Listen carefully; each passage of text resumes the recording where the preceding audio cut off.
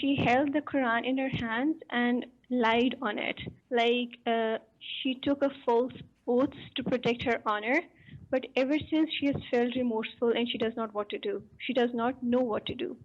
Okay, what was the thing that she swore against? She didn't tell me. She said it was to protect her honor. Okay. Amina from Pakistan says her friend asked her this question and she made a false oath while holding the Quran. And she says, what should she do? Well, first of all, there is no great emphasis when you make a normal oath by Allah's name or when you hold the Mus'haf.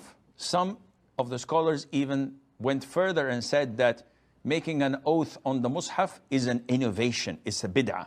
Some scholars said that this is to give an emphasis, like when you give an oath after Asr, or when you give an oath next to the mimbar of the Prophet ﷺ, or next to Maqam Ibrahim in Mecca. But this is beside the point. This was not done by the Prophet ﷺ or his companions. So the act itself is not from the Sunnah, and it is closer to be a clear innovation. Yet this does not impact the oath. So whether you say verbally, Wallahi, I didn't do this, and you're lying, or you put your hand on the Mus'haf and say, Wallahi, I didn't do this, and you're still lying, it's the same thing. Secondly, there is no expiation for oaths that are done for things that were in the past. The expiation is only for the things in the future, whether that you would do it or not do it. So if I say, Wallahi, I will not enter your home indefinitely, or I won't have lunch with you tomorrow, and then I break my oath, I have to expiate. If I say, Wallahi, I will bring you the money tomorrow, and I don't, I have to expiate. But something in the past, Wallahi, I didn't take the pen. Whether I was lying or telling the truth, regardless, there is no expiation. Even if I was lying, there is no expiation because it was something in the past. Whether I'm sinful or not, this depends on a number of factors. Now, if someone was put under the spotlight and he was forced to swear and take an oath over something that would jeopardize his safety.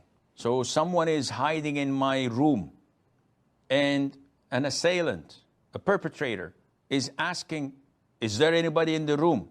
If I say yes, he's going to kill him. If I say no, he says, swear. I said, okay. Wallahi. He said, no, swear on the Mus'haf. He brings the Quran. He said, bring me 6 copies. Wallahi, wallahi, wallahi, he's not in the room. There's no problem in that, because this is something that I was forced to do.